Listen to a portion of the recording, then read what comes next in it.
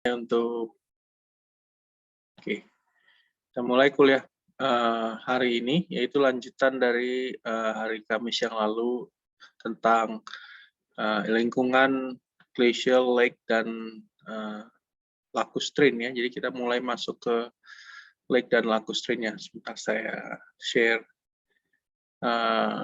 slides-nya.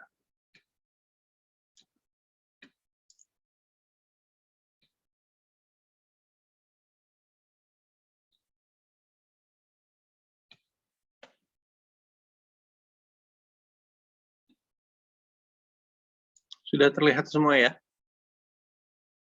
Sudah, Pak. Oke, kita mulai ya, sebentar. Bismillahirrahmanirrahim. Jadi ini kita adalah lanjutan dari hari Kamis yang lalu ya. Kita bahas glacial sudah cukup detail. Sekarang kita ada lingkungan danau ya, lake dan lacustrine ya. Jadi ada eolian nanti atau gurun di akhir, tapi sekarang ada lakes dan lacustrine. Lakes itu danau, lacustrine itu lak itu dari kata asalnya ya danau juga ya. Pada dasarnya danau itu terbentuk ya karena ada dua hal, yaitu satu tentunya karena ada air ya, ada supply of water, dan kemudian ada daerah dengan topographic low atau rendahan atau cekungan atau apa ya yang membuat genangan dengan skala besar ya di daratan ya. Ketika ada genangan dengan skala besar kita sebut dengan danau gitu ya. Nah, danau ini biasanya di fed atau di supply air dan sedimennya itu dari sungai, tentu sungai yang mengalir ke danau ya, dan juga air yang keluar dari danau tersebut itu juga ke sungai. Jadi ada sementara lah tempat penampungan sementara bagaimana kalau dia memiliki spill point seperti itu ya. Jadi kalau misalnya saya gambarkan secara sederhana yang namanya danau itu ya. Danau itu kalau misalnya kita punya danau yang seperti ini gitu ya. Secara ini. Nah, kalau dari hulu dia ada beberapa sungai gitu yang fed ke sini. Tapi sebenarnya di ujungnya juga dia bisa ada yang mengalir ke hilir lebih lanjut juga sungai. Jadi intinya dia tempat hanya genangan sementara. Jadi ketika saya potong section dari hulu ke hilir, ya itu harusnya seperti ini ya. Jadi ada sesuatu yang menggenang gitu nanti jadi gitu ya. Jadi danau itu adalah cekungan di tengah-tengahnya masih di daratan. Nah, tentu kenapa dia bisa ada genangan itu tentu satu adalah kesetimbangan antara inflow dan outflow. Inflow itu maksudnya alur dari air masuk dan outflow itu yang keluarnya ya dari danaunya. Nah, kemudian tentu karena dia merupakan sesuatu yang standing body of water, dia akan terpengaruh juga oleh evaporasi ya atau penguapan. Nah, evaporation ini menjadi penting. Kenapa? Karena dia akan menjadi kendali atau mengontrol ketinggian atau kedalaman dari air di danau tersebut dan juga chemistry dari waternya, itu kimia dari airnya ya.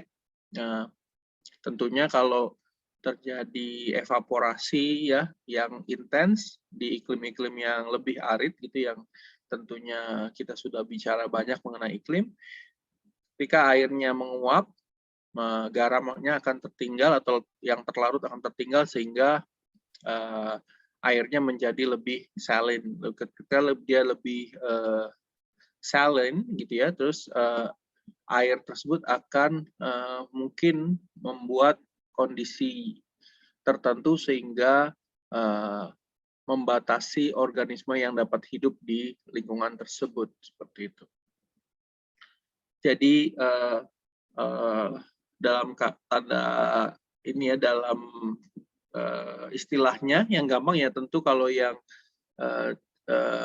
airnya selalu, inflow-nya selalu stabil gitu, kita sebutnya freshwater lake atau danau air tawar gitu. Ketika sudah mulai ada elevated salinity atau tingkat ke sinar airnya elevated karena evaporasinya lebih tinggi dan outflow-nya kemudian terbatas ya dibandingkan inflow-nya, itu akan menjadi saltwater lake atau saline lake ya. Nah, ini kita coba jelaskan secara lebih lanjut. Under high inflow, di bawah pengaruh inflow yang cukup tinggi, water level atau muka air di danau itu biasanya konstan atau tetap ya.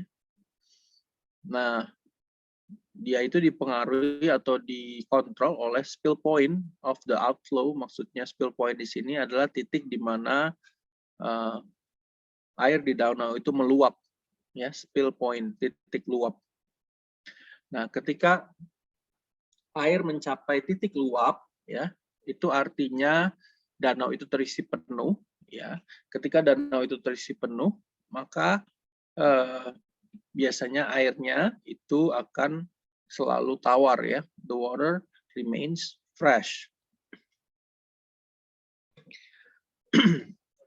Nah, kemudian di bawah pengaruh water input yang rendah dan juga dibarengi dengan evaporasi yang tinggi, ya, laju evaporasi yang tinggi, itu di dalam suatu basin yang tertutup, enclosed basin, kemudian itu akan menghasilkan konsentrasi ya dari dissolved ions yang mungkin dapat meningkat ya.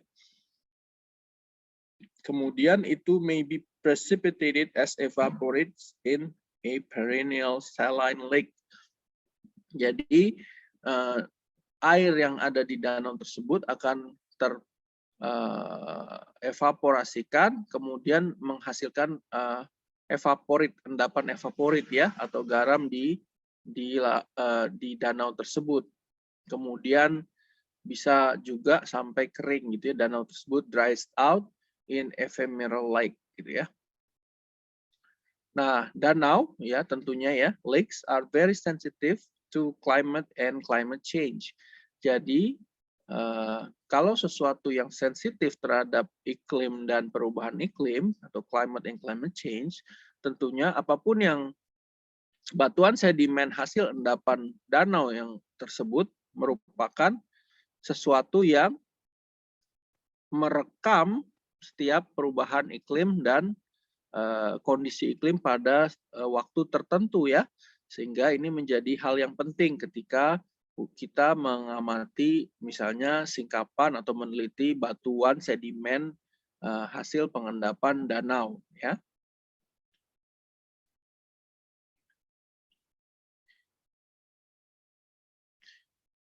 Nah, di sini juga disebutkan bahwa proses-proses yang terjadi di lautan ya juga terjadi di danau. Ya, many of the processes that occur in seas also occur in lakes. Contohnya apa? Contohnya terjadinya delta ya. Jadi ketika suatu sungai memasuki standing body of water, baik itu laut maupun danau, itu biasanya kalau supply sedimennya cukup, dia akan membentuk sesuatu yang kita namakan sebagai delta. Nanti ini kita pelajari lebih lanjut di kuliah selanjutnya karena ini ada lingkungan khusus yang kita sebut sebagai delta. Kemudian pantai ya, beaches form along the margins. Jadi mungkin ada dari beberapa kalian yang sudah pernah pergi ke danau, itu di pinggir-pinggir danau tersebut itu sebenarnya terdapat juga endapan pantai, ya pantai karena dia dipengaruhi oleh aktivitas ombak, ya ombaknya yang dipengaruhi oleh angin. Nah, lalu juga ada endapan density, ya density currents flow down to the water bottom. Kalau ada slope yang mungkin menghubungkan antara misalnya delta di danau dan juga bagian dasar dari danau tersebut, biasanya gradiennya cukup tinggi, ya, kemiringan gitu ya di danau. Nah, ini juga dapat ditemukan, yaitu waves atau gelombang atau ombak yang bertindak di surface dari air danau tersebut, ya. Jadi pada dasarnya apabila danau tersebut cukup besar, itu ya hampir sama dengan laut gitu ya. Jadi tentunya laut yang terbesar di dunia sebenarnya juga itu adalah klasifikasinya adalah danau, ya.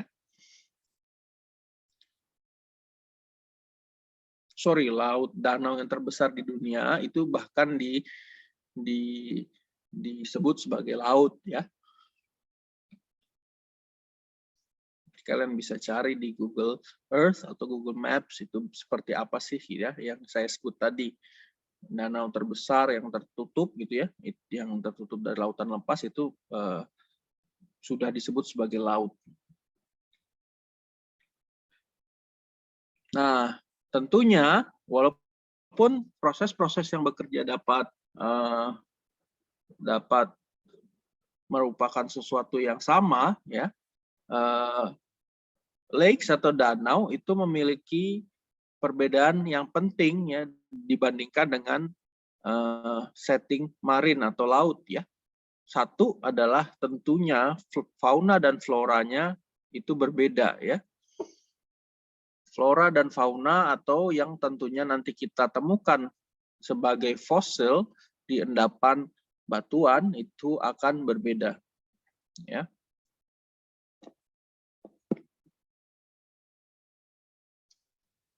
Tentu juga yang berbeda adalah chemistry, ya. Chemistry-nya karena karena danau itu adalah sistem tertutup, ya, tidak ada sirkulasi, ya, tentu dia akan bervariasi dari satu danau ke danau yang lain tergantung yang tadi, ya, tergantung tergantung inflow, ya, tergantung rate of inflow dan tergantung rate of outflow dan evaporasi, ya. Oke.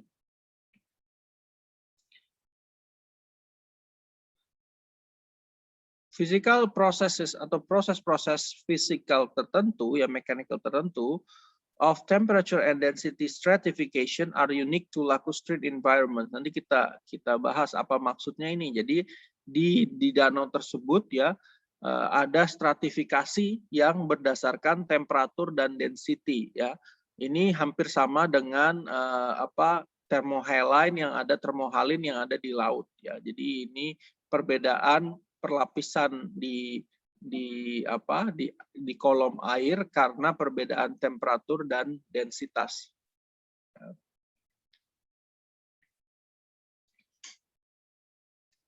Nah, kalau kita lihat di sini, ya, sebuah danau adalah suatu tubuh batuan di dalam daratan, ya, di dalam daratan, an inland body of water, ya. Itu kuncinya.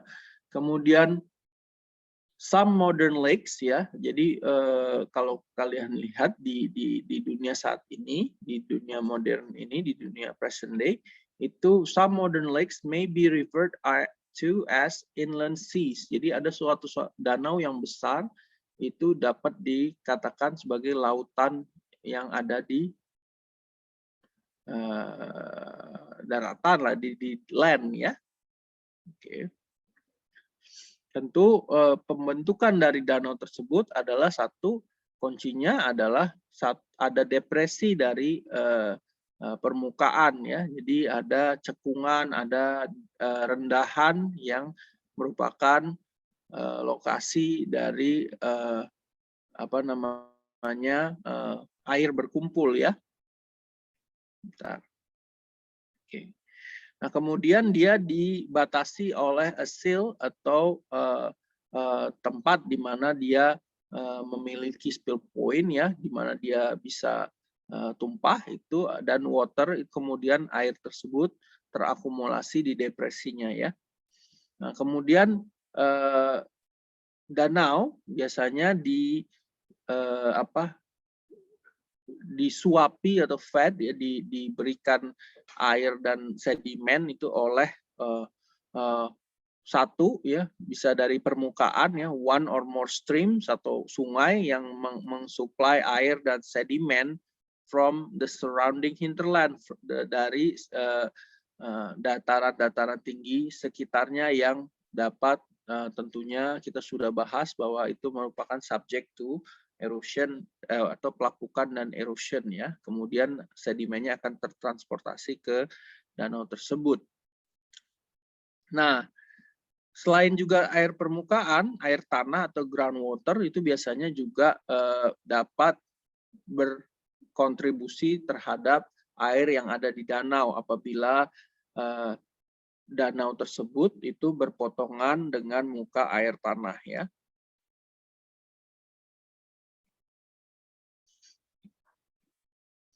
Nah, tapi ini kalau kita bandingkan dengan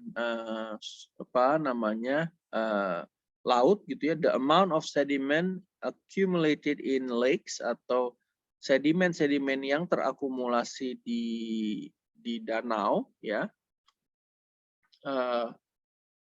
itu relatively sedikit ya, small atau kecil jumlahnya dibandingkan cekungan-cekungan yang bersifat marin atau laut ya. Tetapi dia biasanya signifikan secara lokal. Nah, kenapa? Karena tentunya kalau kita lihat endapan-endapan danau purba itu dapat menghasilkan strata atau lapisan batuan sampai ketebalan ratusan meter. Nah, ini tentunya ratusan meternya adalah sesuatu yang signifikan secara lokal. Nah, tapi kalaupun itu dia juga dapat mengcover area itu sampai ratusan sampai ribuan kilometer square gitu ya, kilometer persegi ya. Nah, komponen dari batuan yang ada di lingkungan danau itu biasanya mostly itu adalah siliciclastics berupa batu pasir dan batu lempung ya, sand and mud atau pasir dan lempung. Ini adalah yang paling umum ya, komponen paling umum di dalam endapan danau. Namun selain siliciclastic juga kita dapat temukan batu gamping, evaporit, dan juga material-material organik ya. Nah, kemudian tanaman ya atau tumbuhan, plants dan animals atau hewan yang hidup di danau juga dapat terawetkan sebagai fosil. Oke. Nah, yang penting sebenarnya untuk nilai ekonomi, concentrations of organic material atau material organik yang terkonsentrasi di endapan danau itu akan membentuk lapisan-lapisan batu bara atau juga sebagai sumber dari minyak dan gas atau kita sebut sebagai batuan induk atau source rock ya. Contohnya adalah di cekungan Sumatera Tengah. Cekungan Sumatera Tengah atau Sentral Sumatera yang menghasilkan lapangan minyak di Minas Duri itu yang merupakan dengan skala lebih dari 1 miliar barrel ininya skala besar dari lapangan tersebut itu bersumber dari source rock dengan tipe lacustrin, ya, tipe danau. Jadi kalau kalian bisa bayangkan danau saat ini misalnya yang besar itu ada di Toba. Nah, Toba itu ketika nanti jutaan tahun yang akan datang akan menjadi source rock untuk misalnya endapan akumulasi minyak dan gas yang terperangkap di atasnya. Misalnya kalau di atasnya ada endapan reservoirnya, misalnya batu pasir, dia akan mencharging hidrokarbon ke reservoir seperti itu. Ya, pada dasarnya lacustrin adalah lingkungan danau, ya. Jadi kalau Anda dihadapkan pada terminologi lacustrin, itu berarti lingkungan danau, ya, lakes environment. Jadi lake itu adalah suatu kata bendanya, suatu danau. Secara deskriptif adalah genangan air yang dengan skala cukup besar di daratan, ya, dan lingkungan apapun itu, ya, dari mulai settingnya, dari mulai bagaimana iklimnya, kemudian bagaimana laju pengendapan dan laju masukan dan keluaran airnya, itu kita sebut sebagai lacustrin. Nah, kemudian studi atau penelitian tentang danau-danau yang ada di saat ini, modern lakes, ya, atau bagaimana orang-orang tersebut meneliti, itu kita sebut sebagai limnology, ya. Jadi diingat ini ada istilah lacustrin dan ada istilah limnology.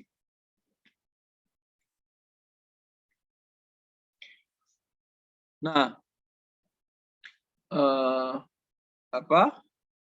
danau itu secara hidrologi itu ada dua, ya. Satu hydrologically open, dan tentunya yang lainnya adalah hydrologically closed atau sistem hidrologi terbuka dan sistem hidrologi tertutup, ya. Nah, suatu danau itu dapat disebut sebagai danau dengan hidrologi terbuka kalau danau tersebut terisi sampai spill point, ya. Jadi sampai penuh, jadi kalau misalnya ada suatu danau, kita punya penampang, ya, sebentar. Ini kita punya penampang, ini dari hulunya, terus ada cekungan sedikit gitu, ya. Terus ada ini ada kembali ke hilir. Nah, ini kita sebut sebagai spill point, ya, titik luap. Jadi kalau air yang nyampai ke sini, dia akan meluap ke hilir, gitu, ya. Nah, ini artinya danau tersebut adalah hydrologically open. Beda kasus kalau kita punya suatu permukaan danau yang seperti ini, gitu, ya. Jadi dia lebih, kalau kalian bisa bayangkan 3 dimensinya, ini airnya tidak akan keluar kemana-mana karena dia belum mengisi penuh dari danaunya, gitu, ya. Nah, kita masih bicara yang hydrologically open, bahwa a balance of water supply into and out of the basin. Jadi yang masuk itu adalah sesuatu, ada keseimbangan, ya, antara yang masuk, ya, yang masuk ini dan yang keluar, gitu, ya. A balance of water supply into and out of the basin. Nah, ini biasanya memiliki supply yang cukup konstan dari sungai, ya, dari sungai sini, dan kondisi dari air danau yang hydrologically open atau danaunya penuh itu biasanya airnya akan air tawar, ya, fresh water, ya. Sebaliknya, a lake is considered to be hydrologically closed kalau, ya, kalau ini sebentar. airnya itu menguap ke atmosfer, ya.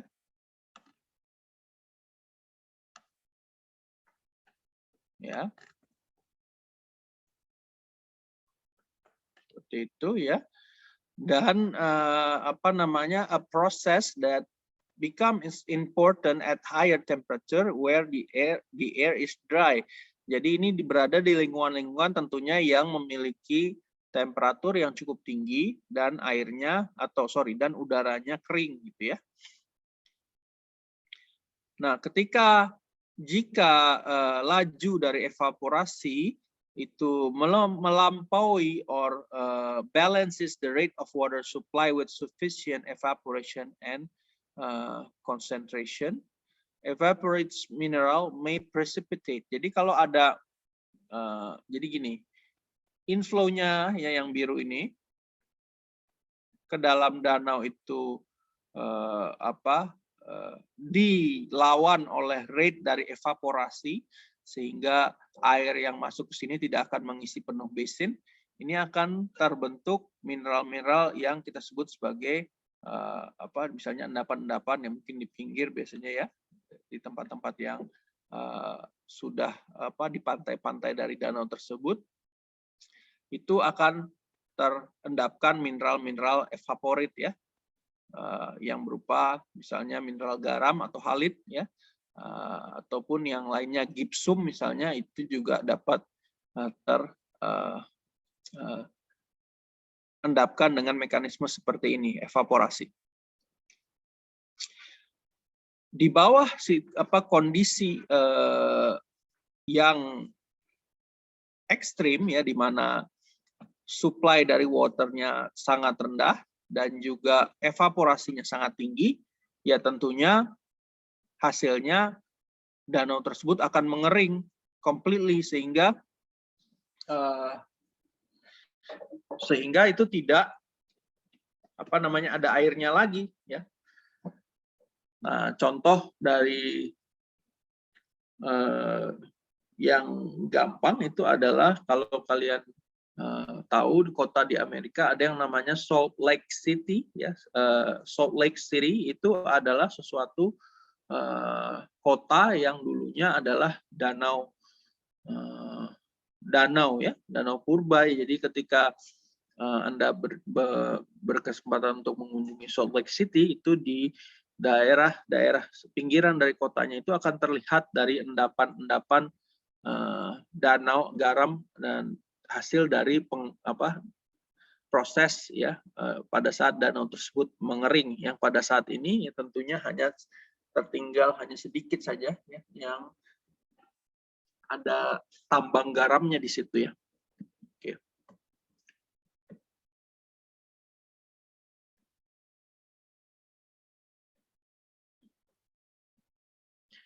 Nah, ini kalau kalian bayangkan ya, sill itu adalah suatu bendungannya ya, yang memiliki spill point-nya tadi. Nah, ketika dia dia hydrologically closed, dia akan berada di bawah spill point, lake level below sill ya, below dari bendungan ini, titik terendah dari tinggian di sekitar ini ya. Tidak ada outflow ya. Kalau kita lihat di sini ada 1, 2 inflow, tetapi tidak ada outflow. Kemudian kalau yang sebaliknya atau hydrologically open lake ya, basin, dia punya inflow sama tetapi dia terisi penuh ya, karena mungkin inflow-nya cukup tinggi sehingga dia airnya bocor meluap ke spill point yang ada di sill-nya ini ya, lake filled to top of sill and outflow, ada outflow-nya, jadi dia ada sungainya ke sini, sungai yang keluar ya. Mungkin dari sampai sini ada pertanyaan atau komentar, silakan.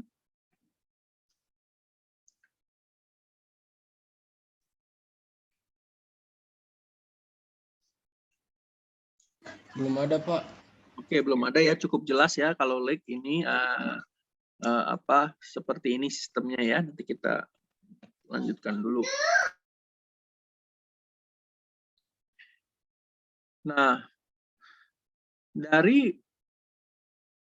point of view sedimentology ya, atau apa namanya, bagi jenis-jenis danau, dari segi sedimentologi itu ada 3 jenis.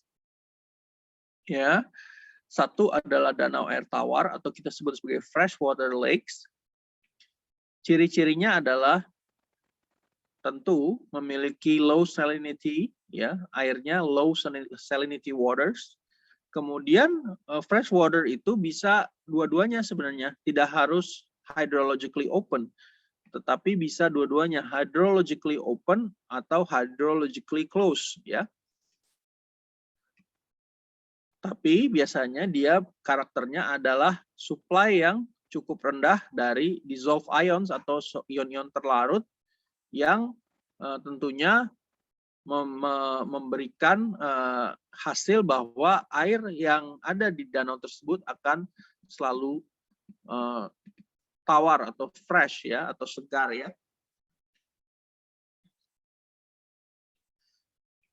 Di saline lakes atau air asin, ya, air sedikit payau mungkin, ya, itu sudah mulai tentunya hydrologically close. Jadi kuncinya di sini. Ketika dia sudah mulai close, itu bisa either freshwater atau saline lakes, ya.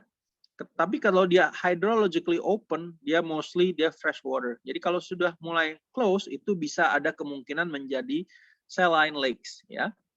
Nah, ada perennial water bodies, ya, yaitu ya tubuh air perennialnya itu mengandung dissolved ions, ya, yang terkonsentrasi karena adanya tingkat evaporasi yang cukup tinggi, gitu, ya.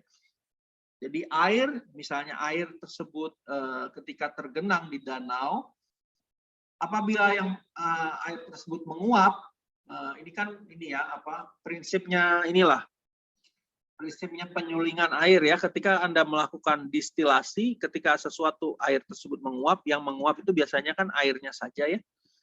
Yang bukan biasanya, memang yang menguap itu adalah airnya saja, sehingga ion-ion terlarutnya tertinggal, gitu, ya.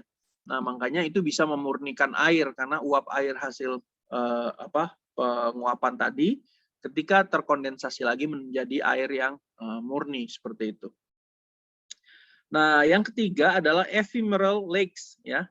Nah, lakes ephemeral ini hanya terjadi, ya, endapan atau genangan airnya itu dalam skala waktu yang cukup singkat, biasanya hanya bulanan atau tahunan. Jadi sisanya dia mengering, ya. Jadi biasanya itu terjadi terutama di iklim-iklim yang kering, arid, ya. Jadi kalau kalian pernah nonton National Geographic atau misalnya documentary tentang di Afrika, itu ada tuh tempat-tempat di mana ada genangan air yang hanya terjadi di bulan-bulan tertentu atau mungkin sampai tahunan, tapi kemudian dia akan hilang airnya karena mengering, ya. Jadi disebut sebagai temporary bodies of water atau tubuh air yang temporary, ya, yang hanya berada pada waktu-waktu tertentu. Nah, ini yang kita sebut sebagai hidrologi dari freshwater lakes, yang kemudian tentu apabila Anda modifikasi beberapa parameter ini akan bisa dapat menjelaskan juga saline lakes dan juga ephemeral lakes. Tapi ini adalah hidrologi dari freshwater lake, contohnya, ya. Ini ada topografi dari cekungan, ya. Kemudian ini adalah lake surface, ya, kalau kita lihat di sini. Kemudian ada sediment input from river. Nah, ini dia yang disebut sebagai perlapisan akibat temperatur dan density, kita sebut sebagai thermocline atau thermocline, ya. Nah, thermocline ini dapat membatasi bagian yang kita sebut sebagai epilimnion dan hipolimnion, ya. Epilimnion dan hipolimnion itu perbedaannya dari temperatur, di mana epilimnion yaitu epi itu permukaan, limnion itu danau, ya hipo itu di bawah, tentunya di bawah di dalam danau. Itu dari sisi temperatur, epilimnion itu akan hangat, hipolimnion itu akan dingin ya. Epilimnion akan teroksidasi atau mengalami kondisi oksik atau oksigennya masih oxygenated waternya ya, dan hipolimnion itu akan anoksik ya. Apa bedanya ya? Kalau oksik ada makhluk hidup yang dapat hidup di sini, sedangkan anoksik tentunya akan terbatas. Nah, ini biasanya di konsentrasi epilimnion itu karena adanya air yang warm dan buoyant, lebih ringan gitu secara density. Nah, kemudian ketika sedimen mengalir ke danau tersebut bercampur dengan air, itu akan terdisperse di danau. Itu kalau kita lihat yang abu-abu ini sebagai low density ataupun high density, atau misalnya kita sebut di sini apabila dia mengalir di atas batas ya, atau di epilimnion ya, itu kita sebut sebagai overflow, low density ya, fine sediment deposited from suspension. Jadi sedimen yang tersebar sebagai overflow itu adalah sesuatu yang mengalami suspensi. Kebalikannya, ada aliran yang kita sebut sebagai underflow ya, higher density. Dia akan mengalami transportasi sedimen-sedimennya sebagai turbidity ya, turbidity currents ya. Anda juga sudah mungkin ini ya, nanti kita bahas sedikit ya. Saya mau tanya, kemarin kita sudah saya minta untuk mencari tentang turbidity currents ya, apa itu turbidity currents. Nah, ini underflow ini akan mengalir ke dasar danau sebagai turbidity currents. Oke. Jadi epilimnion itu adalah di zona di mana airnya warm dan buoyant, kemudian lebih ringan ya density-nya dibandingkan hipolimnion yang dingin dan lebih padat atau dense. Nah, di sini disebutkan bahwa the thermal stratification of fresh lake waters itu menghasilkan ya sesuatu yang perlapisan. Yang satu adalah lebih oksik atau mengandung oksigen, layer yang berada di atas yang kita sebut sebagai epilimnion, dan yang lebih dingin dan anoksik itu berada di lapisan yang lebih bawah, kita sebut sebagai hipolimnion. Nah, sedimentation in the lake is controlled by density stratification above and below the thermocline. Jadi nanti sedimentasinya itu akan dikontrol oleh thermocline ini ya. Jadi akan ada di stratigraphic records ini akan terlihat lah ya. Makanya itu yang penting.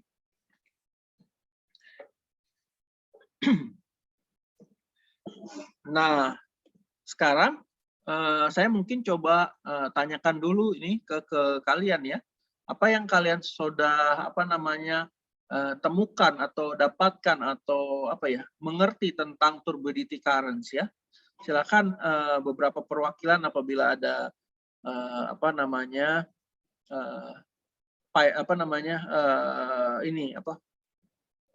sukarelawan. Nah, sukarelawan silakan, siapa yang mau mulai cerita apa sih turbidity currents itu ya, yang kalian ketahui dari hasil kalian mencari referensi atau literatur ataupun visual, penjelasan visual ya, silakan.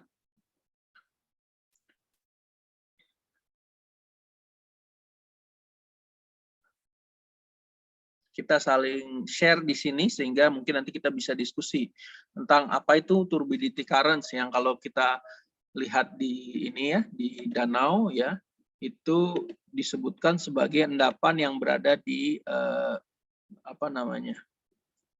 hipolimnion ya. Silakan.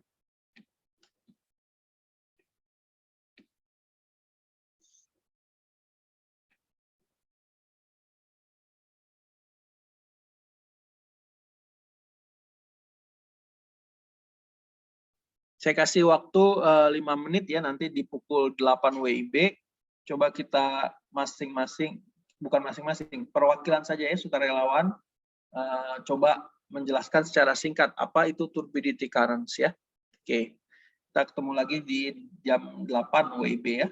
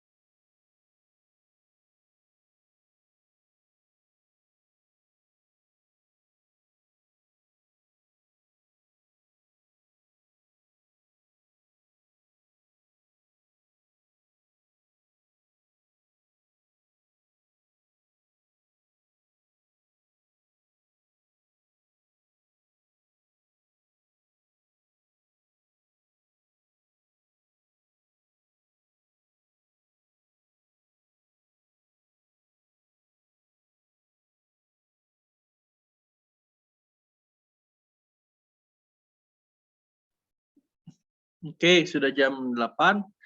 Silakan. Ada ini sukarelawan, volunteer. Saya, Pak. Silakan. Ya, jadi yang saya dapatkan itu arus turbidit atau turbidity current itu arus sedimen yang menuruni lereng bawah laut, Pak. Biasanya tuh di continental slope dengan massa yang sangat besar. Arus ini akan terbentuk saat di daerah continental shelf dan slope itu terbentuk pasir dan lumpur.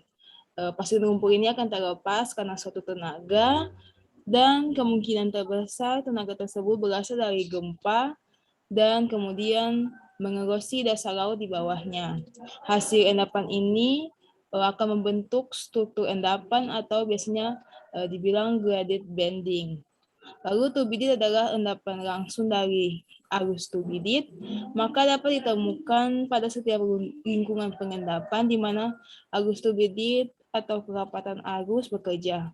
Lingkungan tersebut bisa ada di danau, waduk terutama di reservoir, delta bagian depan, continental shelf, dan paling banyak itu tuh di deep marine, Pak. Oke, terima kasih ya. Jadi betul tadi apa-apa yang disampaikan oleh Jacinda. Apa ada yang memiliki hasil lain? Silakan. Variasinya misalnya seperti apa?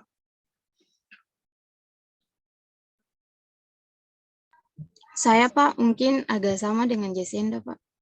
Oke, coba silakan aja sampaikan apa yang Anda ketahui tentang turbidity currents. Baik, Pak. Yang saya dapat yaitu turbidity current adalah arus sedimen yang menuruni lereng bawah laut dengan massa yang sangat besar. Densitas yang tinggi ini dikarenakan partikel yang melimpah di dalam suspensi. Terjadinya turbidity current ini dipicu karena adanya gempa bumi maupun badai di dalam laut. Mungkin itu saja, Pak. Terima kasih, Pak. Oke, jadi kata kuncinya ya tadi ya ada dari Jacinda dan dari Indri tadi. Kata kuncinya turbidity current ini adalah sesuatu aliran ya.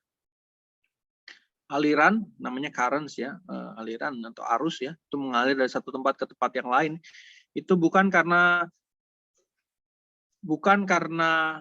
airnya yang mengalir ya, karena dia kan ini di sesuatu yang di bawah submarine atau subaqueous gitu ya. Permukaan airnya itu sudah terlampaui sehingga berbeda dengan aliran yang ada di sungai misalnya. Aliran dari sungai itu karena airnya yang bergerak ya kan. Nah, kalau ini adalah sesuatu yang bergerak karena density contrast ya.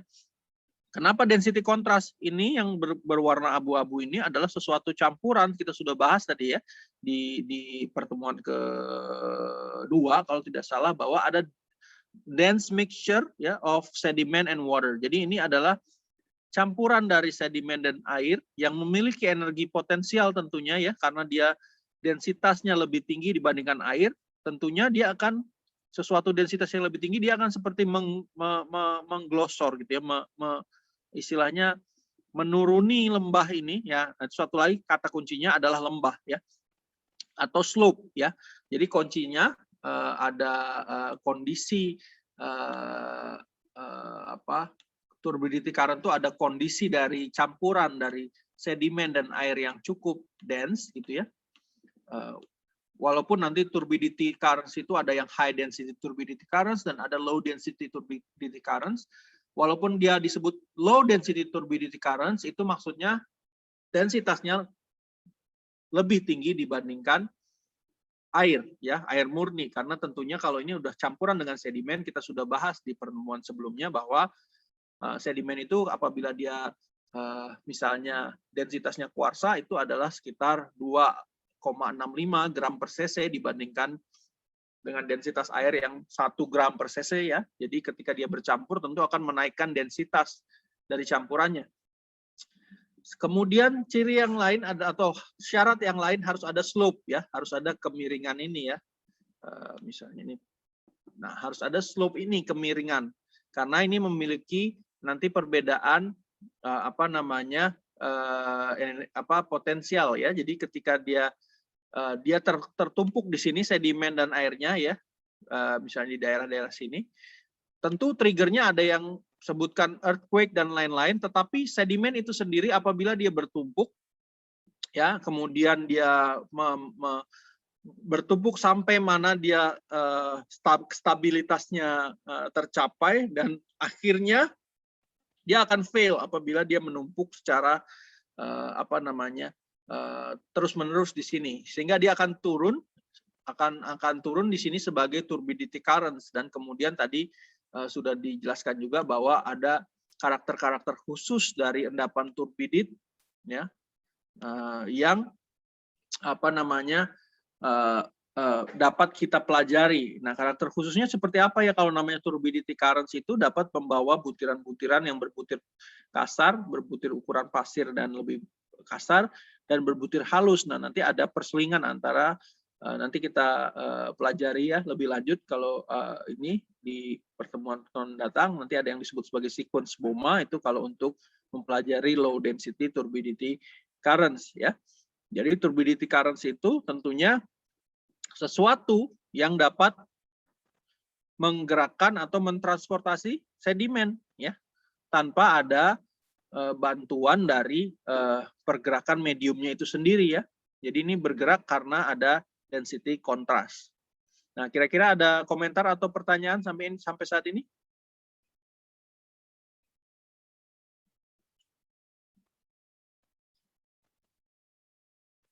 Oke, kalau sudah tidak ada, mungkin kita teruskan dulu ya. Jadi cukup baik tadi tentang turbidity currents. Oke.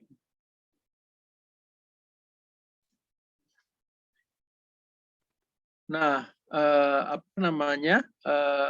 kemudian ada juga ya yang kita sebut sebagai lake margin clastic deposits atau endapan danau atau endapan tepi danau, lake margin ya, yang bersifat clastic deposits. Nah, ketika ada aliran sungai yang mengandung sedimen atau sediment laden river enters a lake, nah sungai tersebut kan membawa sedimen-sedimen ya ke danau. Nah, kemudian ketika dia masuk ke danau, tadi adanya arus sungai, aliran sungai itu, velocity-nya langsung drop ya. Kenapa? Karena dia langsung berhadapan kepada standing body of water ya. Nah, ketika velocity-nya drop, tentunya sesuai dengan apa yang kita sudah pelajari mengenai settling velocity dari suatu besar butir sedimen, dia akan terendapkan ya. Kalau dia drop velocity-nya, kemudian tiba-tiba dia tercapai settling velocity-nya dan akan mengendapkan sedimen sehingga bertumpuk membentuk delta ya. Delta terbentuk sebagai ketika ya material-material sedimen yang relatif kasar atau coarse material itu diendapkan atau terendapkan di river mouth atau di ujung atau muara dari sungai tersebut, yang bermuara tentunya kalau di sini bermuara ke danau.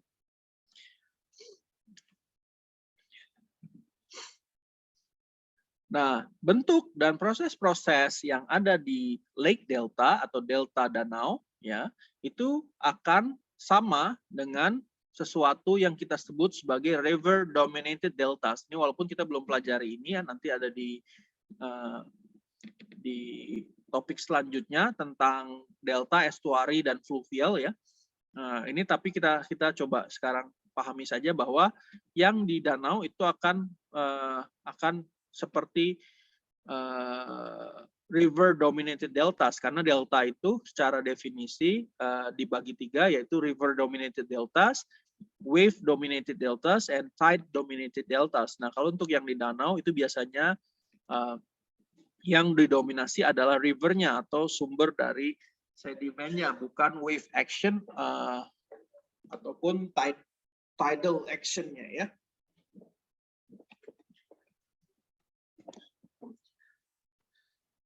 Nah, tentunya juga dia akan ada sedikit ya with some wave reworking. Jadi ada reworking dari sedimen atau perombakan ya, perombakan sedimen akibat wave ya, yang hadir apabila yang muncul kalau lake tersebut mengalami pengaruh dari angin yang cukup kencang atau kuat ya, strong winds.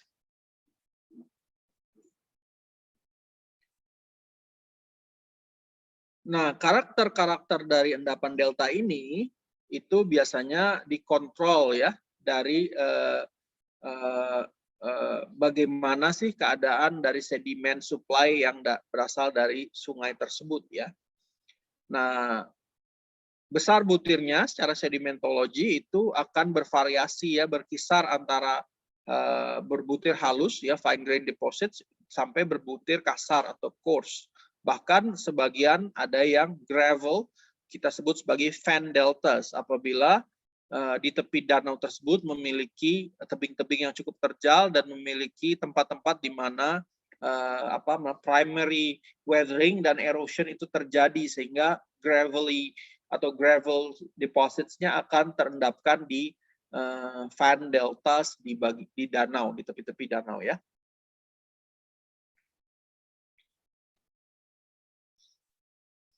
Nah, di situasi di mana slope yang ada di danau itu sangat very gentle, maksudnya slope itu tidak terjal ya, jadi landai, dibanding kalau misalnya lawan katanya very gentle di sini adalah terjal ya.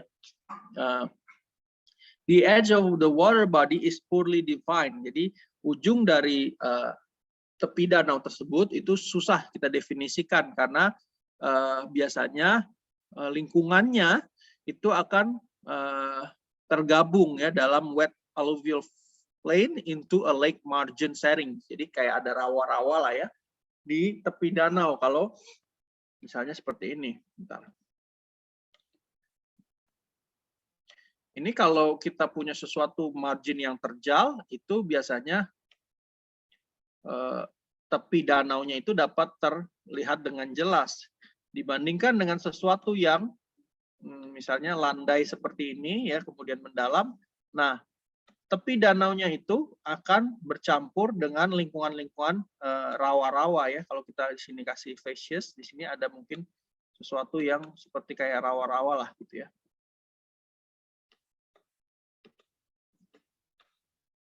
Ya.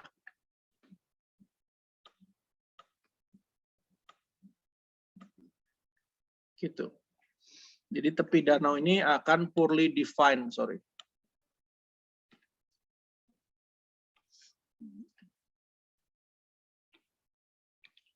Nah, ini yang seperti tadi saya bilang, this lake margin marshy environment itu atau sesuatu yang marsh atau rawa-rawa atau swampy itu di tepi danau itu kita sebut sebagai palustrine ya. Ingat-ingat palustrine itu adalah tepi-tepi danau yang marshy ya, yang lebih bersifat rawa-rawa, dangkal, dan istilahnya banyak tanaman nanti. Nah, plants and animals living in the setting live in and on the sediment in a wet soil environment. Jadi tanaman atau tumbuhan dan binatang atau hewan yang hidup di rawa-rawa ini itu biasanya hidupnya di dalam atau di atas sedimen ya, sedimen yang berupa tanah basah ya, namanya rawa-rawa gitu ya. Itu adalah sesuatu yang terjadi ketika Anda memiliki lingkungan palustrine. Nah, sedimen akan dimodifikasi oleh proses-proses pedogenik atau soil processes ya. Biasanya hasilnya ketika kita sudah melihat batuannya itu akan bersifat nodular atau nodul atau nodular tekstur yang sometimes itu calcareous. Jadi kalau nodul itu seperti ini, noda lah kalau dalam bahasa Indonesianya ya. Kalau kita punya lapisan, aduh susah juga. Kalau kita punya lapisan batuan, nah di dalam lapisan batuan itu ada seperti kayak bulat-bulat gitu, disebut nodul gitu ya. gitu, nodul. Nah, nodulnya ini kalau di bagian batuan sedimennya itu tidak calcareous ya, tidak gamping, tidak mengandung kalsit. Nah, nodulnya ini ketika Anda coba tetesi dengan HCl itu akan fizz atau ngecos ya. Itu yang menandakan ada kandungan kalsium karbonatnya ya, atau kita sebut sebagai calcareous ini. Ya. Jadi ini menandai apabila hadir nodul seperti ini ya.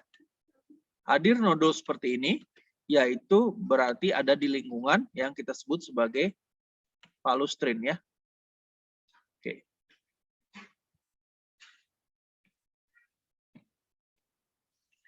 Nah, inilah yang tadi saya sebutkan bahwa di pinggir dari danau ini akan muncul beberapa jenis lingkungan pengendapan ya. Pertama ada yang kita sebut sebagai lake delta, di mana sedimennya bersumber dari sungai yang mengalir ke danau tersebut.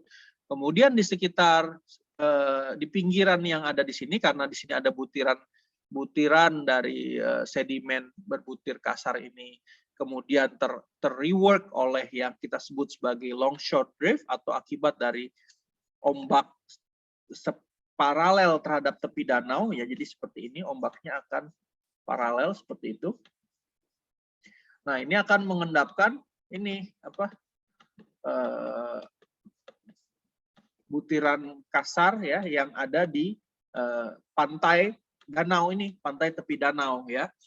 Nah, kemudian di tempat-tempat yang tadi saya bilang bersifat rawa-rawa ya, marsh atau sesuatu yang sesuatu yang ya rawa-rawa lah ya, kalian tahu lah ya, kita sebut sebagai palustrin, itu akan terjadi endapan-endapan yang kita sudah jelaskan di slide sebelumnya. Ada terbentuk nodul, umumnya berbutir halus dan lain-lainnya. Nah, di berbutir kasar ini sumbernya adalah dari sungai dan dari delta.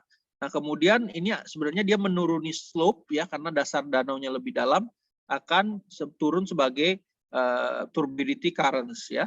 Nah, biasanya di danau yang paling dalam itu adalah lumpur aja isinya, gelap, anoksik. Kita sudah bahas di awal ya, kalau anoksik itu warnanya abu-abu, gelap, atau hitam atau kehijauan, dibandingkan yang oksik atau teroksidasi itu lebih orange, merah, seperti karat gitu. Makanya kalau kalian ke danau-danau yang cukup dalam, itu biasanya itu sangat gelap lah ya istilahnya. Ketika kalian melihat airnya itu akan black dan green gitu ya, jadi sehingga di dalamnya itu adalah akumulasi dari mud ya, yang dalam kondisi reduksi ya, yang anoksik. Oke, sampai sini ada yang dikomentari atau ditanyakan?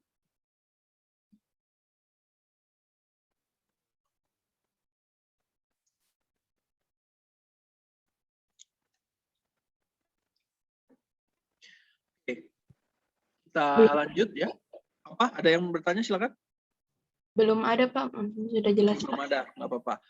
Oke, sekarang kita lanjut ke deep lake facies atau facies dari danau yang dalam lingkungan yang dalamnya. Nah, away from the margin, classic sedimentation itu muncul dengan dua mekanisme utama.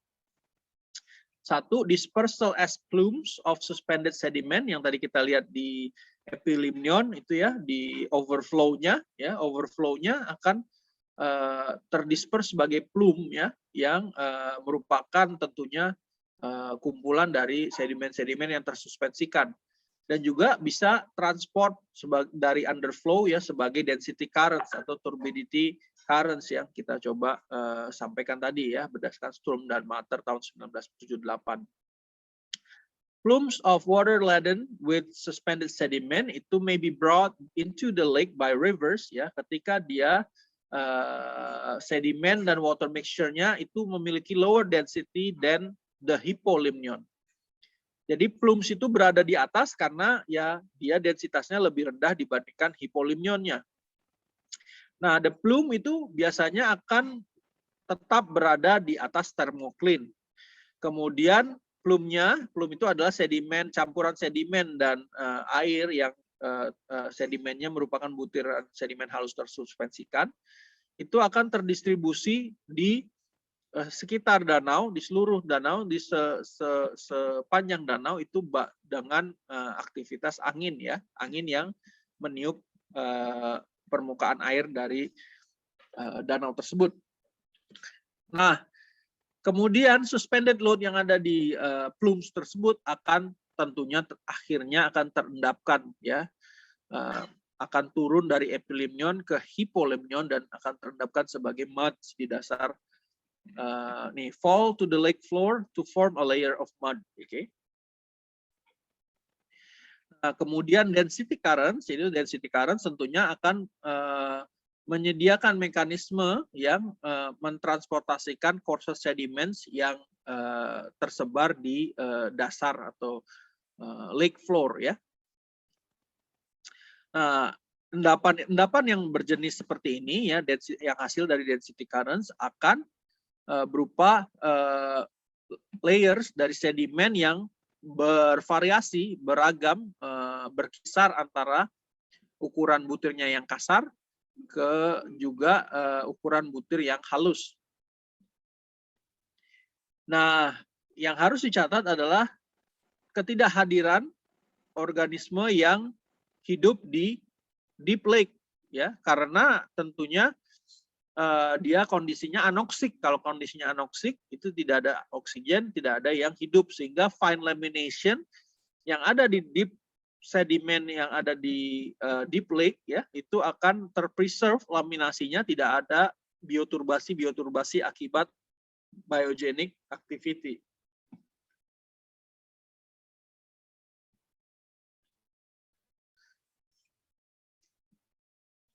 Nah, di danau-danau yang terbentuk di area di mana ada pengaruh dari annual thaw of winter snow pencairan dari salju-salju pada saat musim dingin ya secara tahunan, itu akan terjadi stratifikasi yang sangat distinct ya, atau dapat dibedakan. Jadi itu dapat dilihat lah. Kalau misalnya kalau di tumbuhan atau di pohon gitu kita bisa ini kan ya, tree rings. Jadi cincin dari batang pohon itu bisa dilihat merepresentasikan variasi dari musim. Nah, di sini juga bisa dilihat di batuan sedimen kalau ada pengaruh dari annual thaw of winter snow. Karena pada saat dia terjadi annual thaw of winter snow tersebut ada variasi dari musiman ya, dari supply sedimen. Ada juga yang disebut the spring thaw, itu akan menghasilkan influx dari air yang cukup dingin yang mengandung sedimen. Ini akan membentuk layer of sediment on the lake floor. Kenapa? Ada yang bisa jelaskan kenapa? Ini kalau kita sebut sebagai sediment laden cold water, dia akan lebih cenderung sebagai overflow atau underflow.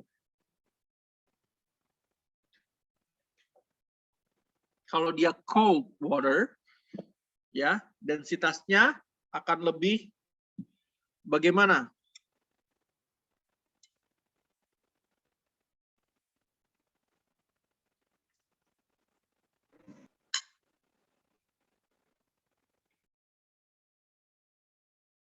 Underflow, Pak. Ya, betul ya. Jadi sudah cukup baik nih pemahamannya. Kalau dia cold water, dia akan lebih dense, apalagi ditambah dengan kandungan sedimen, dia akan menghasilkan underflow. Kenapa dia menghasilkan underflow? Karena ini disebutkan bahwa dia akan membentuk layer of sediment on the lake floor ya. Ya, bagus ya. Oke. Kita lanjutkan. during the summer months, di bulan-bulan yang musim panas, nah ciri-cirinya berbeda lagi. Ada organic productivity in and around the lake provides a supply of organic material, ya.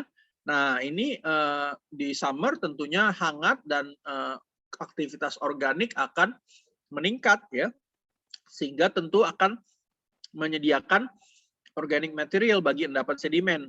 Nah, kemudian ketika dia settle di dasar dari danau atau lake floor, itu akan preserve, ya. Jadi fosil-fosil akibat meningkatnya aktivitas organik itu akan terpreserve karena di dasar danau itu kondisinya anaerobik, ya. Anaerobik berarti tidak terjadi apa? Masih ingat pelajarannya? Kenapa terawetkan di kondisi anaerobik?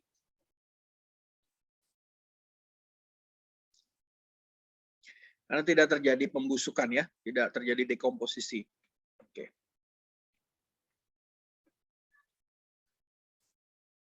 Nah, di danau-danau di mana sediment plumes dan turbidity currents adalah mekanisme transport yang utama, itu di deep lake facies itu akan mengandung, ya, very finely laminated muds, ya, deposited from suspension, dan dia akan berselang-seling alternating dengan thin graded turbidites forming a characteristic thinly bedded succession. Okay.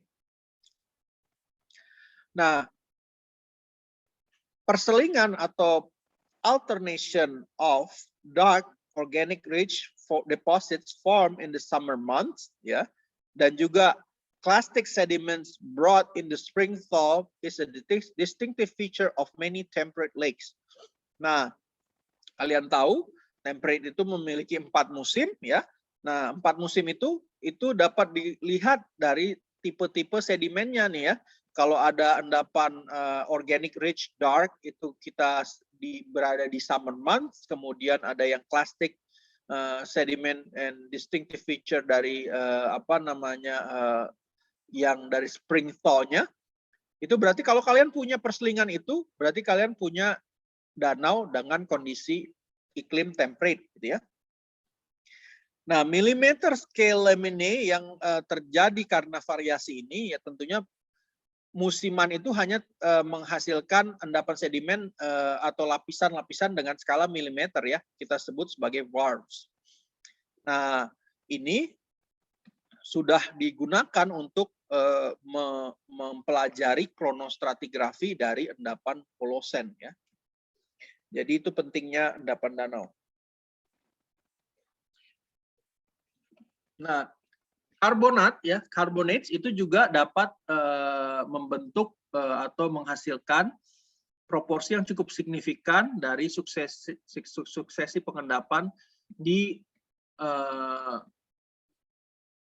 setting danau manapun ketika terrigenous clastic input itu reduce. Jadi, ya, tentunya karbonat itu suka yang lebih jernih airnya, sehingga apabila terrigenous clastics dari inputnya itu reduce, maka ada kemungkinan akan terdapat karbonat.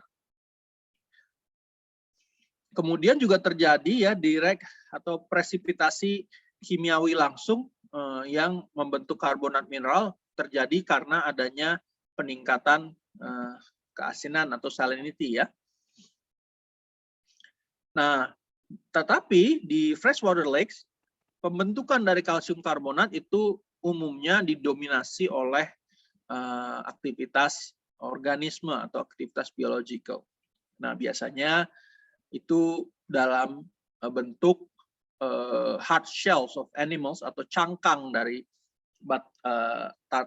hewan, ya, seperti bivalves, mollusk, ya, keong, kerang, ostracods, ya. Itu biasanya dapat juga mengkontribusikan karena cangkang-cangkang tersebut akhirnya akan menjadi sedimen, ya, akan menjadi lake sediments. This coarse skeletal material may be deposited in shallow water or redistributed around the lake by wave-driven currents. Jadi cangkang-cangkang yang keras ini, yang kasar itu akan terdistribusi di di shallow water ataupun apabila dia terbawa oleh ombak ya. Namun the most abundant carbonate materials itu bukan cangkang, tetapi adalah algal dan microbial sources. Jadi karbonat yang hadir di danau itu akan didominasi oleh algae ya, algal dan microbial sources. Jadi yang lebih primitif dibandingkan hewan-hewan yang memiliki cangkang. Nah, the breakdown of calcareous algal filaments ya, ini algal filaments ini akan menjadi source yang penting dari lime mud. Jadi butiran-butiran halus sedimen yang berupa lime, berupa kalsium karbonat. Kemudian dia diendapkan di shallow lake waters dan juga diendapkan di dasar kalau dia ada density currents. Nah, jenis-jenis apa saja algae tadi ya, dan microbial itu biasanya ada cyanobacteria dan green algae. Ini dapat membentuk stromatolith atau bioherms atau build-ups ya, atau biostroms atau bedded di lingkungan yang cukup dangkal di danau ya, sekitar kurang dari 10 meter. Karbonat build-ups ini bisa membentuk lapisan yang seperti karpet ya, mats, kita sebutnya algal mats, itu ketebalannya antara sentimeter sampai meter ya. Atau dia menyelimuti thick coatings, itu sebagai coatings yang tebal dari bedrocks yang ada di sekitar tepi danau. Ini biasanya dibentuk oleh microbial and algal filaments yang trapping and binding carbonates ya. Common feature of lakes with areas of active carbonate deposition is coated grains. Jadi biasanya kalau ada danau yang merupakan danau yang mengendapkan kalsium karbonat secara aktif, itu biasanya mereka memiliki jenis-jenis yang kita sebut sebagai coated grain. Coated grains itu apabila ada butir-butir sedimen yang bertindak sebagai nukleus, kemudian dia akan diselimuti atau dikelilingi oleh endapan-endapan presipitasi kimiawi ya, sehingga dia terjadi coated grains.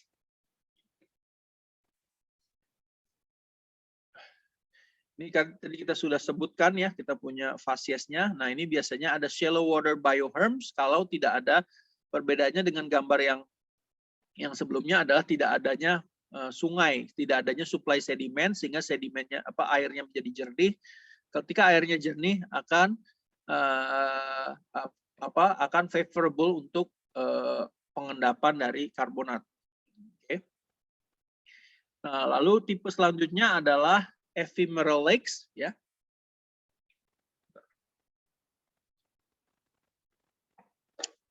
Ephemeral lakes adalah danau-danau yang hanya memiliki genangan air di waktu-waktu tertentu dan selanjutnya airnya akan terkeringkan, terevaporasikan.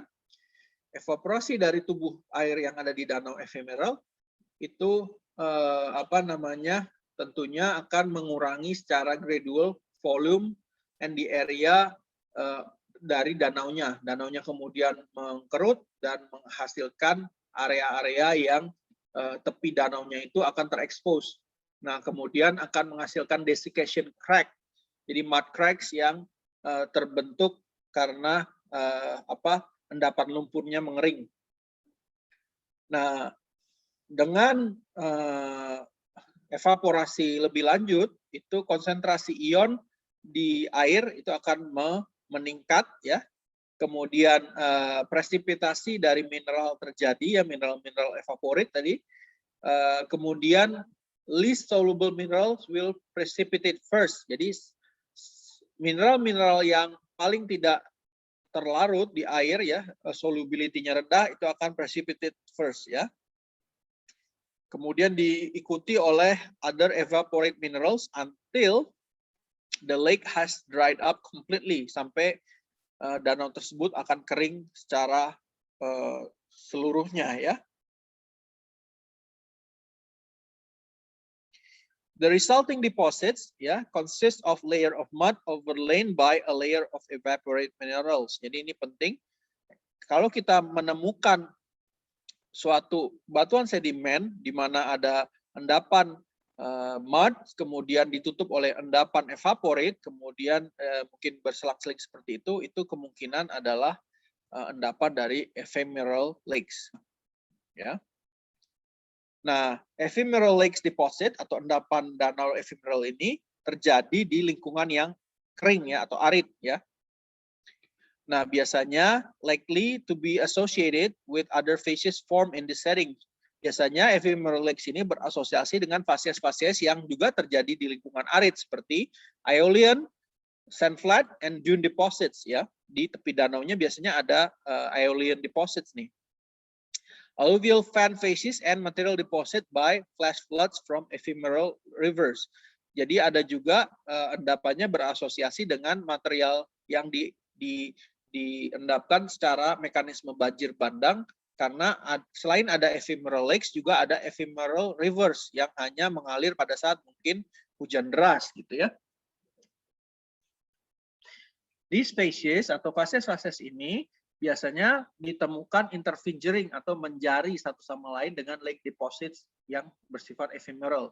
Nah, ini biasanya membentuk asosiasi fases yang merupakan karakteristik dari endapan lingkungan pengendapan yang arid ya.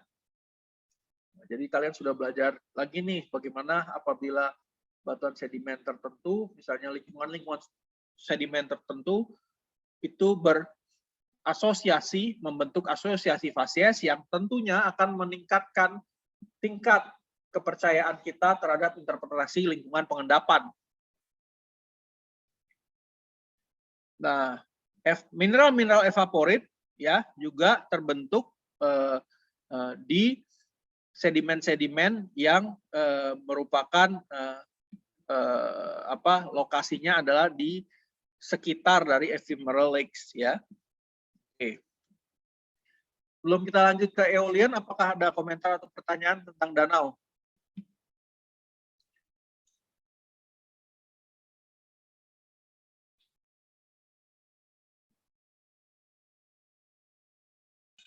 Tidak ada, Pak.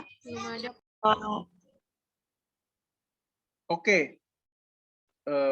Oke, kalau tidak ada kita lanjutkan ya.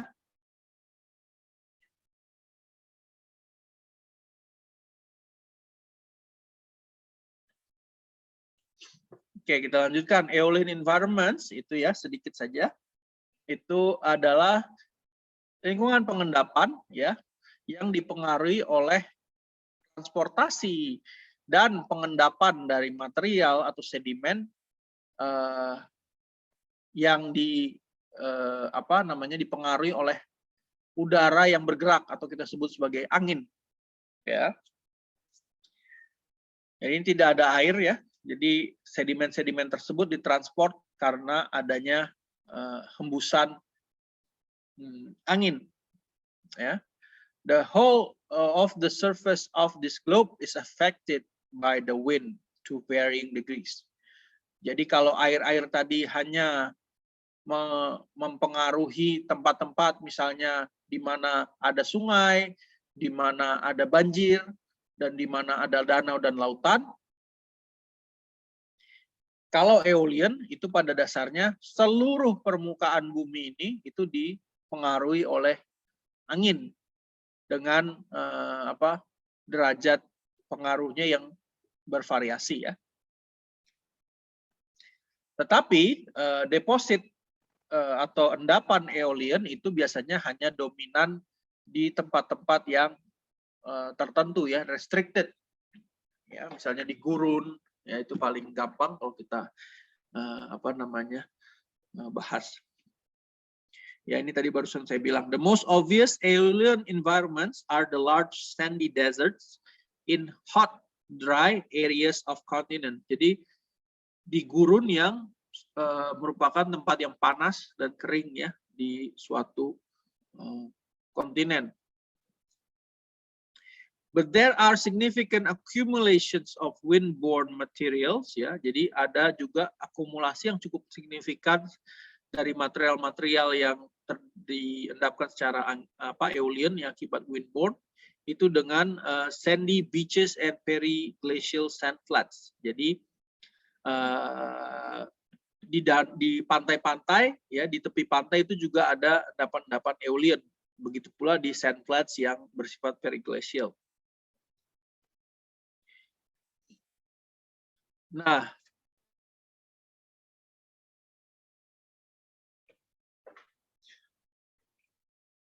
aeolian sands yang diterendapkan di lingkungan gurun itu memiliki karakteristik yang sangat distinctive atau dapat dapat dibedakan. Itu range from the microscopic grain morphology, itu bisa dapat dilihat, dan juga the scale of cross stratification ya, seperti yang tadi kita coba lihat di pertemuan-pertemuan awal, ada cross stratification atau cross bedding yang mungkin skalanya sampai meter atau puluhan meter, itu akibat dari endapan eolian ya. Oke, bukan dari endapan sungai purba yang cukup dalam dan lain-lain, tapi itu dari eolian, dari bukit pasir ya.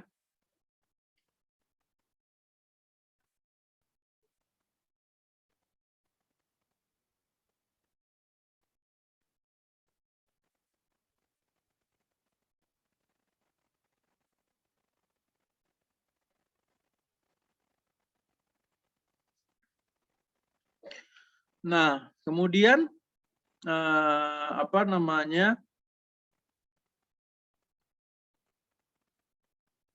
pengenalan terhadap fitur-fitur yang ada ini ya sangat penting dalam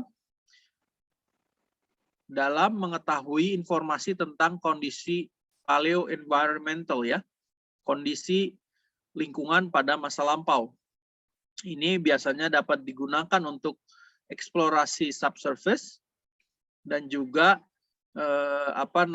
karena sandstone aeolian ini sangat bagus sebagai hydrocarbon reservoirs ataupun aquifer air tanah, karena tadi sifatnya ya teksturnya yang sangat well sorted ya, porosity-nya akan sangat high ya, permeability-nya juga relatively high ya. Nah, apa sih aeolian itu ya? Aeolian transport itu term dari aeolian eolian is used to describe the processes of ini ya. Jadi aeolian transport itu adalah sesuatu istilah yang digunakan untuk mendeskripsikan proses-proses akibat transport butiran yang berukuran halus sampai pasir ya. Jadi batasnya pasir ya. Mungkin malah yang paling umum secara statistik adalah very fine sand ya, oleh angin. Oke. Jadi aeolian ini tidak mentransportasikan butiran di atas pasir, misalnya kerikil, kerakal ya, apalagi bongkah. Jadi apabila Anda memiliki atau menemukan batuan sedimen yang bersifat konglomerat atau merupakan endapan konglomerat yang ada butiran di atas besarnya di atas 2 mm atau lebih kasar dari pasir, sudah dapat dipastikan bahwa apa? Kalau kita punya endapan konglomerat ya, dengan memperhatikan statement ini, apa artinya kalau kita menemukan endapan konglomerat?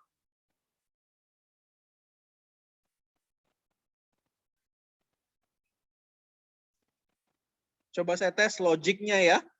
Kalau aeolian hanya mampu mengendapkan fine sedimen atau berbutir halus sampai up to berbutir pasir ya, atau sekitar 2 mm, itu ditransportasikan oleh angin. Nah, kemudian Anda tiba-tiba misalnya ke lapangan ketemu batuan konglomerat. Nah, konglomerat itu ada ukuran yang lebih besar dari 2 mm, bahkan centimeter scale. Nah, maka apa logiknya?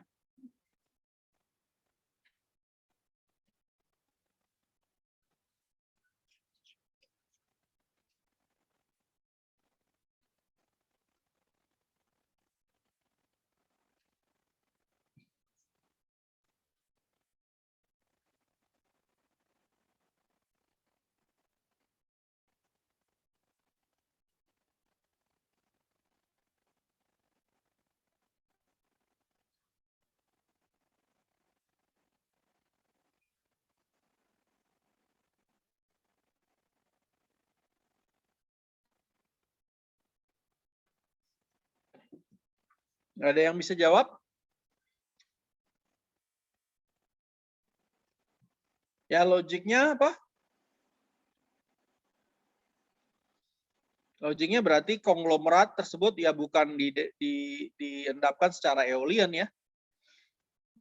Tuh ya, jadi simple aja ya. Kalau eolian tersebut hanya mampu mengendapkan sampai butir pasir, itu jawaban yang simple tapi membutuhkan pemahaman ya. Jadi berarti konglomerat tersebut tidak mungkin diendapkan oleh eolian. Jadi ada satu proses yang sudah kalian eliminasi. Ngerti ya? Jadi kalau kalian eliminasi berarti kan tinggal yang lain nih. Apakah ini glasial, ataukah ini air, ataukah ini gravity gitu kan ya. Karena eolian sudah tereliminasi gitu. Paham ya? Paham, Pak. Paham, Pak.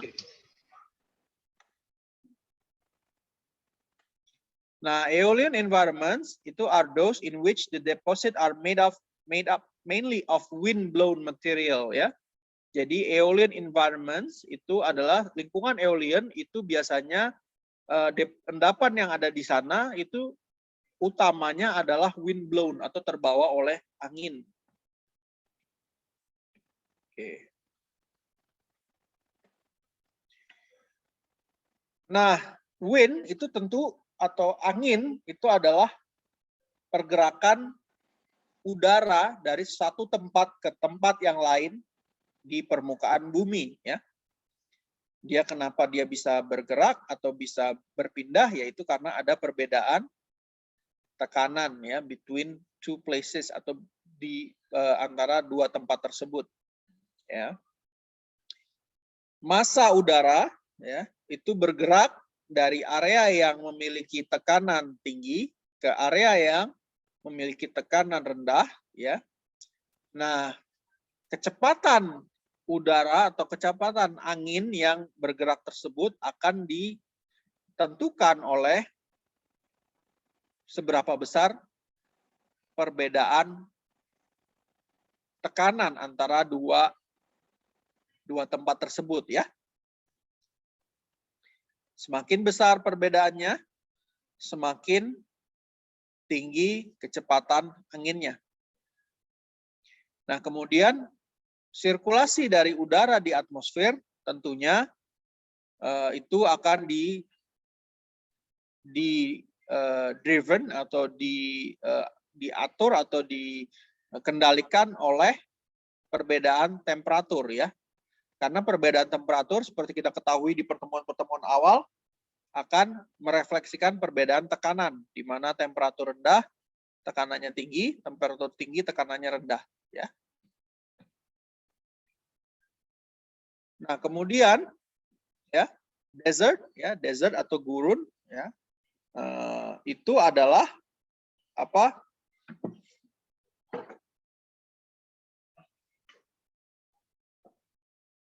Sebentar.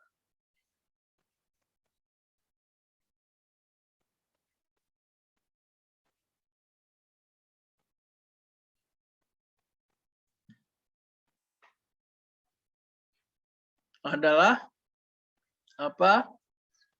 Area-area di kontinen yang satu ciri-cirinya adalah menerima ya presipitasi sangat rendah. Jadi dia relatif kering, anginnya curah hujannya sedikit ya. Kemudian ditentukan bahwa itu adalah sesuatu area yang arid yang menerima kurang dari 250 mm atau 25 cm per tahun ya presipitasinya ya. Nah, definisi dari gurun itu memperhatikan temperatur ya sebagai faktor utama, walaupun ya desert yang ada di dunia saat ini seperti di Sahara itu juga memperhatikan kadar dari kelembabannya ya. Jadi selain dia juga hot, juga dia dry gitu ya. Karena ada tempat yang panas dan humid ya seperti di tropical itu tidak akan membentuk gurun ya. There are also many ini dry areas, itu juga cold. Nah, ini berbeda lagi. Ada yang dry tapi cold, itu contohnya di gurun yang ada di kutub atau polar deserts ya. Itu adanya di high latitude.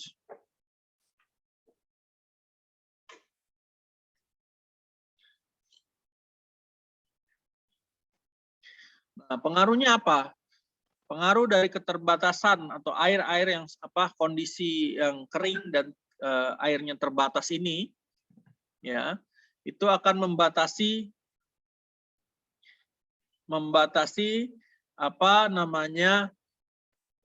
jenis dan keberagaman dan jumlah dari kehidupan yang ada di gurun gitu ya. Hanya yang relatif terbatas ya, maksudnya kisaran yang relatif terbatas dari tumbuhan dan hewan yang dapat hidup di kondisi kering di gurun ya. Most atau large parts atau sebagian besar dari permukaan gurun itu devoid of vegetation, tidak ada vegetasinya, tidak ada tumbuhan-tumbuhannya ya, benar-benar barren, kering ya. Nah, ini coba lihat dari mulai ini kan efeknya efek domino ya, dari mulai gurun tersebut kondisi air dan kondisi temperaturnya, kemudian kalau dia kekurangan air seperti apa, kalau dia kekurangan air dia akan kekurangan vegetasi. Nah, kemudian kalau kekurangan vegetasi dia juga akan mempengaruhi. Jadi ini efeknya domino. Kalian harus berpikirnya secara holistik ya. The lack of vegetation itu juga adalah pengaruh penting terhadap surface processes seperti kita sudah bahas di pertemuan tentang weathering ya. Because without a plant cover itu kalau tidak ada tanaman itu tidak ada yang menahan detritus tersebut, sehingga detritus atau sedimen itu hanya terhampar secara loose atau dia akan gampang dibawa oleh angin gitu ya, on the surface when it's subject to aeolian activities. Kita sudah coba lihat waktu di pertemuan kedua kalau tidak salah ya, maksudnya di modul kedua, mungkin pertemuan ketiga atau keempat, bahwa tempat-tempat yang memiliki vegetasi itu akan lebih sulit diabrasi oleh angin. Nah, kemudian juga ada istilah erg atau kita sebut sebagai erg, itu adalah di mana tempat-tempat itu memiliki akumulasi pasir. Nah, ini merupakan salah satu hasil dari proses-proses Aeolian berdasarkan Brookfield tahun 1992. Nah, this region, area-area ini sometimes itu inappropriately itu di-refer sebagai lautan pasir ya, sand sea. Erg itu adalah suatu fitur yang prominent di sebagian gurun, desert. Tetapi faktanya most deserts are not sandy ya. Jadi faktanya gurun itu pada dasarnya tidak sandy atau tidak ada cover dari material detritus yang berukuran pasir, tetapi malah dia banyaknya adalah barren atau rocky deserts. Rocky desert itu maksudnya adalah suatu tempat yang kering, ya, gurun, ya, panas, tetapi tempatnya itu adalah ya seperti batu-batu aja gitu ya, batu atau batuan dasarnya itu rocky, ya, rocky deserts. Ya. Jadi tidak ada pasirnya karena pasirnya sudah terbawa ke tempat lain gitu ya. Nah, Aeolian particle seperti yang tadi kita coba lihat di pertemuan-pertemuan awal, bahwa butirannya itu well sorted dan hampir rounded. Kenapa? Karena adanya grain collision atau tabrakan antar butir di mid air ya, ketika dia ditiup oleh angin, butir-butir itu saling bertabrakan ya, yang kemudian menghasilkan sesuatu impact yang lebih efeknya lebih besar dibandingkan jika dia bertabrakan di dalam air, gitu ya. Ketika itu terjadi, itu akan menjadi damage yang kemudian mengabrasi ujung-ujungnya yang bersifat menyudut, kemudian membuat butir tersebut lebih membundar, ya, di tempat-tempat yang dipengaruhi oleh aeolian processes. Ya, ketika dia bertabrakan secara berulang, itu butiran-butiran pasirnya akan menjadi lebih membundar atau rounded, ya. Ujung-ujungnya akan semakin halus, yang kemudian akhirnya butiran pasir di lingkungan eolian akan menjadi well-rounded. Bahkan sampai sangat well-rounded atau very well-rounded, ya. Jadi ini adalah sesuatu yang mengakibatkan maturity dari teksturnya, ya.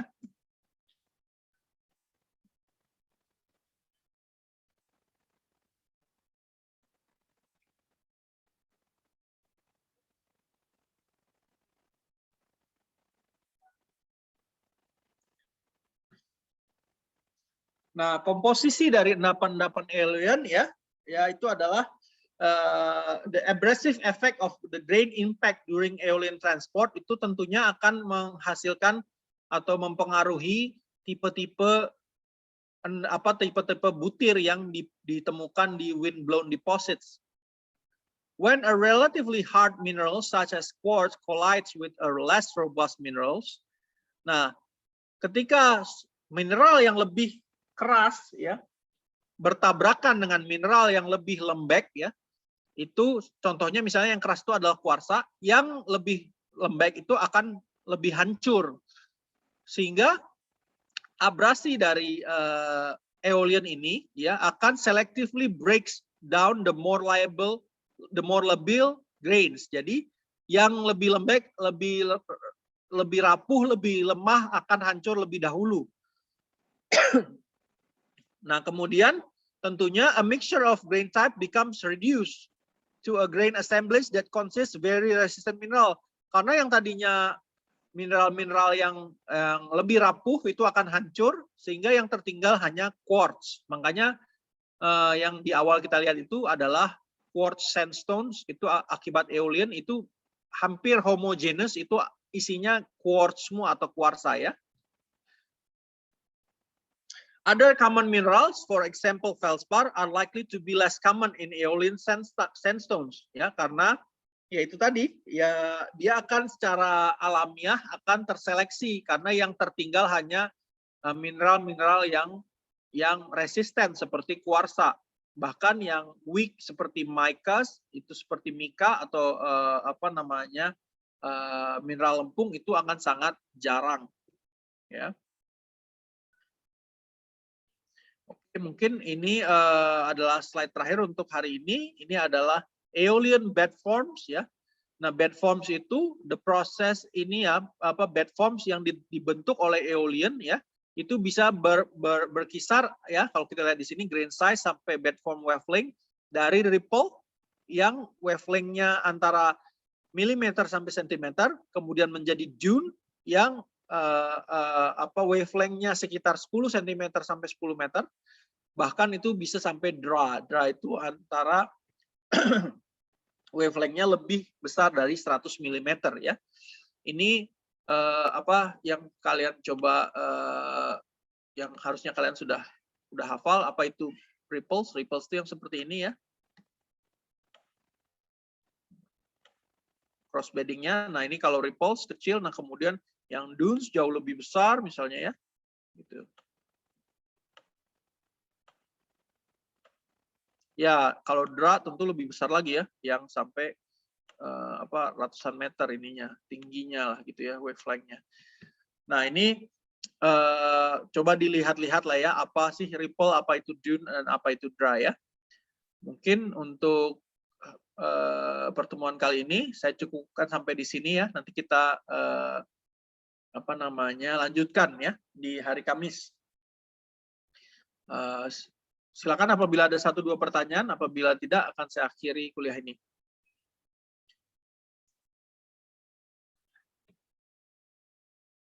Cukup ya kayaknya ya. Oke, saya stop share di sini. Kita lanjutkan ya Aeolian bed form sini. Tolong diingat untuk minggu untuk hari Kamis ya. Baik, Pak. Oke, saya ucapkan terima kasih atas perhatiannya. Mohon maaf apabila ada yang kurang berkenan. Kita ketemu lagi hari Kamis ya. Semoga sehat selalu. Assalamualaikum warahmatullahi wabarakatuh. Selamat pagi. Warahmatullahi wabarakatuh. Terima kasih, Pak. Salam, Pak. Terima kasih, Pak. Ya, sama-sama. Warahmatullahi wabarakatuh, Pak. Terima kasih, Pak. Terima kasih.